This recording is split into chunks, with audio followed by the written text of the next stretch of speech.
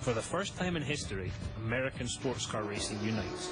Top manufacturers, premium teams and the very best drivers in the world are here at the world's centre of racing, Daytona International Speedway, for the most prestigious race in American sports car racing. There's so many new things to it. I mean, these two series that have been brought together, all of a sudden, we're all one family. This is the journey as drivers and teams prepare for the race of their life. It'll be a highlight reel. Holy moly, this place is crazy. Looks like a video game out there. Good and bad reasons. In their homes.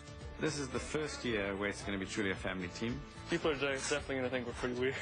Maybe just me. I think I've been broken. I'm doing all the winemaking. In their shops. You guys have it worked out? Everything it takes to become champions. We're not trying to race anybody else, we're just trying to do more laps than anybody else, and that wins. You all know what it takes to be a champion, and in this race, you got to drive like a champion. 24 hours of racing. What happened, man? Just came out of the bus stop and boom. I usually don't shower, but my mom won't be happy to hear that. One defining moment. It's going to be a gunfight here at the end. Team, bring it home. This is the journey to the 24 hours of Daytona. Through the driver's eyes.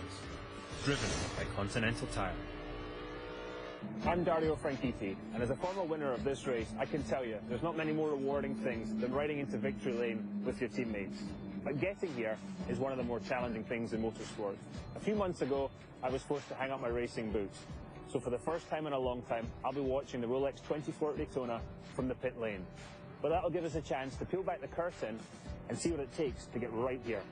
And that preparation began the moment the checkered flag fell in the 2013 season. Meanwhile, in Florida, Ricky and Jordan Taylor would like nothing more than putting their Chevrolet in victory lane. But as 22 and 24-year-old college students, sometimes a bit of fun is just as important. And for the Taylor boys, that means karting in their driveway. Don't leave without me, Ricky. Okay.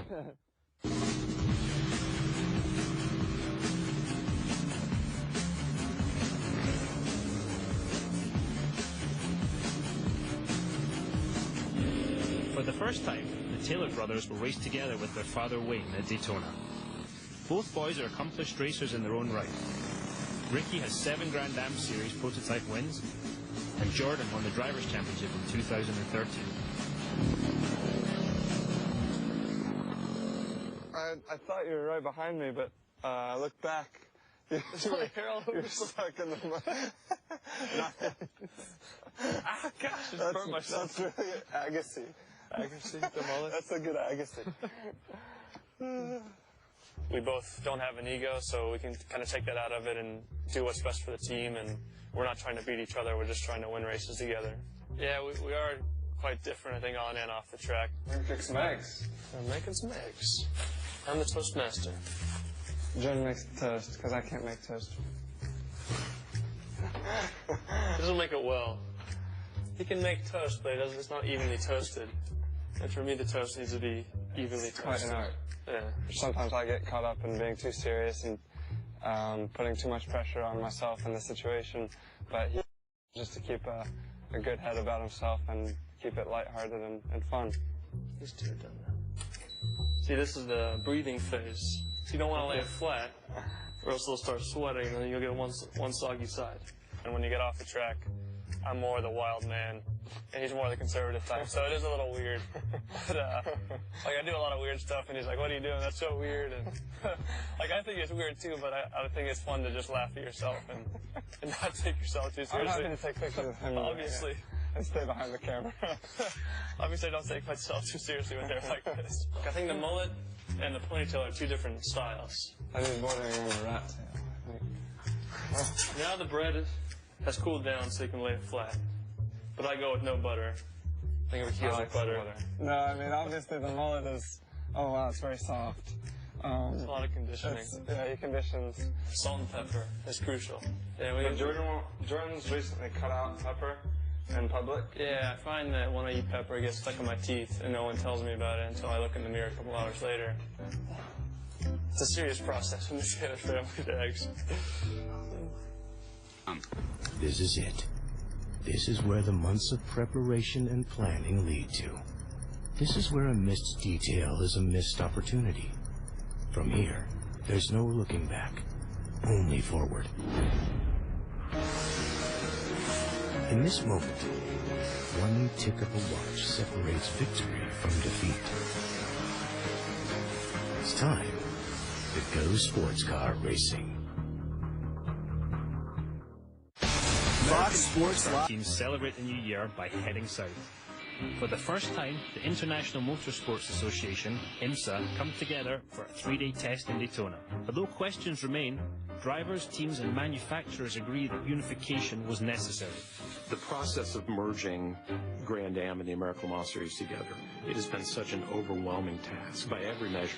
You know, these were two examples of sports car racing, but their common thread was really in name only. They were radically different in almost every way that they went about racing sports cars. So it was really a galvanizing moment. It was one of those planetary alignments to have the top level of sports car racing all be under one umbrella. I think so many people, even leading up to the December tests, you felt like you had to take sides coming to Daytona. All of a sudden, we're all one family. So blending the culture, blending the rule book, blending the practices and procedures, and in our case, balancing the performance of two radically different cars. You know, a Daytona prototype versus a Le Mans prototype. We were brought in as the official tire of IMSA. For us as a tire manufacturer, it pushes our technology. We've got to source our product on different types of vehicles that get their performance from different ways. It's a very durable tire, very hard to wear out, and all the different makes and models can beat on them. You know, much like you want on your street tire, you don't want to change tires every 6 months, and we don't want to change tires every 6 laps. Again, so many changes with the cars. Downforce change, horsepower change, how we're running the cars.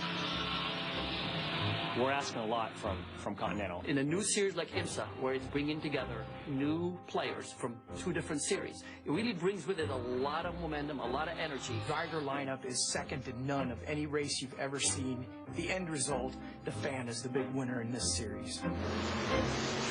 Coming up, Wayne Taylor Racing hopes to qualify on pole, but Ricky Taylor isn't completely happy with his Corvette. I don't like the thrust control. He does? Not at all. As the 01 struggles continue, Chip Ganassi has advice for his drivers. You all know what it takes to be a champion, and in this race, you got to drive like a champion. Teams arrive and unload at the World Center of Racing. Left, Chris.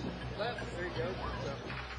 IMSA officials inspect the cars before they are cleared for practice.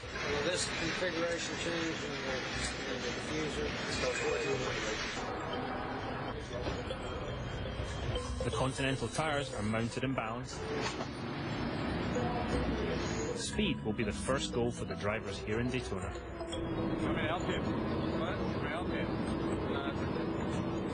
After a solid showing in testing, Wayne Taylor and his team are refining their number 10 Corvette, hoping to find that fine line between comfort and speed. See what we have now, right? Yeah. Okay, we keep stop. Green.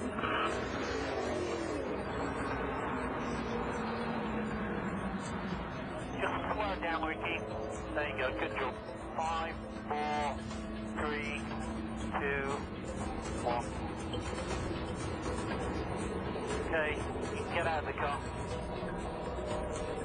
You did it. I don't like the thrust control. He does? Not at all. He did very qualifying, doesn't it? Correct. It didn't feel good at all. It felt really bad. Walked off the traction control. It was so frustrating. Was it? Yeah. Little less big picture thinking in the number 10 Transporter. WTR engineer Brian Pillar stresses doing the little things right. When you're doing the driver change practice, just make sure you practice like the race. If there's a mistake made or something goes wrong, just keep pushing through, like with the helmet connector getting caught or something like that. Just keep going so that Bill knows how to deal with it. In the race, he's just supposed to do it. Yeah. When you get out, you got to jump over the wall. Yeah. You can jump over the wall. Yeah. Kind of just hang out. Just when the tires and everything gets really crowded. Yeah. Just jump over. Bill will be responsible for putting you on the wall. You'll be so excited to get out of the car. Rolling a rollout. Someone's lifting over the wall. Oh, they got Scott's on. Coming up, the Taylor boys get an early start on race day. Oh, there he is. What the heck is that? That's his one of the pajamas.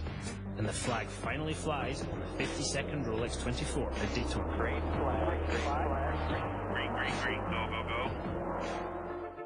Tonight, Race morning dawns in Daytona. The cars are looked over for the final time. Drivers and teams prepare for the 24 hours ahead. The Taylor brothers are up early on a day when they will share driving duties with their father. Dad's only done like 5-lap stints in practice, so... And he told me he doesn't want to do it. Oh, there he is. Guys, what the heck is that? That's his one of the pajamas. His tiger out. What do you have for breakfast? Jordan got me a piece of toast. He got me some melon. Honeydew. And cantaloupe. And he got me 3 blankets. Wow, good job, guys. Thank you. I made a cup of tea. You all organized those helmets? Yep. Might not look organized to you, but it's organized. Okay, guys, this is it. All right, toodles. He had to get in there. This is it. This is it. That's dramatic. For drivers, I think today should mark for all of you a very special moment, because forever you will be able to claim that you were part of that first ever Tudor United Sports Car Championship. You can see there's about 200 drivers in this race with a lot of different skill sets. Got some of the best drivers in the world here, and some of the not so best drivers in the world here. Hey, how you doing? There are autograph sessions and final meetings, but just over an hour before the engines fire, the drivers head to the grid.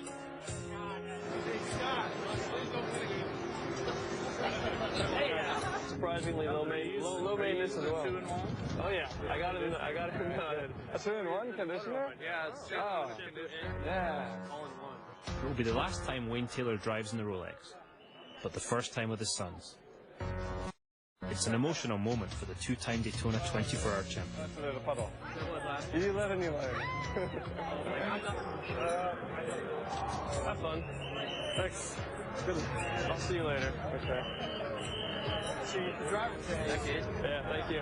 Yeah, we'll see. The first few laps you're doing, just look around. If everything is good, everything is in place.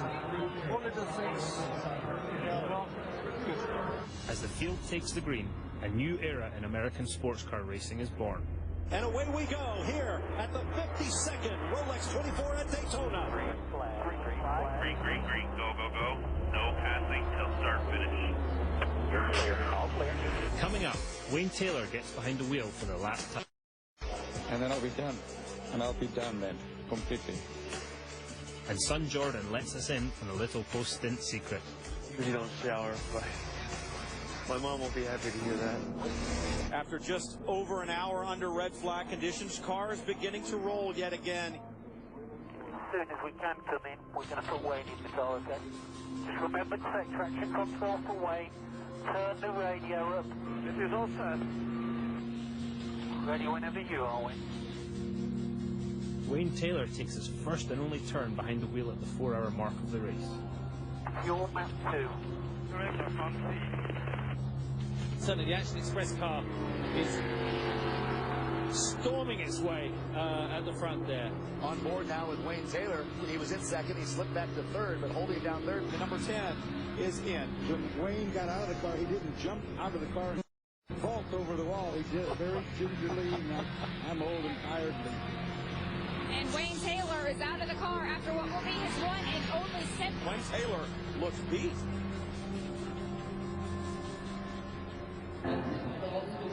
It really was very emotional, you know. There was no way that I could have not got in the car. And there were so many times where I thought, how am I going to get out of this? How am I going to get out of this? Because I so did not want to let anybody down. And the drive was really and truly for that. You know, what a great weekend. What a great weekend. Just under 7 hours into the race, Jordan Taylor takes his first stint in the number 10. Going to ask you to stay in the car for a while, so look after yourself. Yeah, I feel fine. You've done a great job to get back to the front.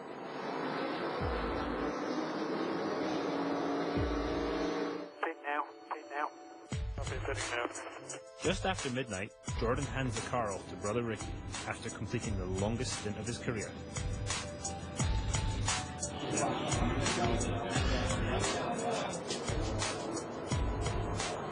I think Bourdais is the quickest in the car.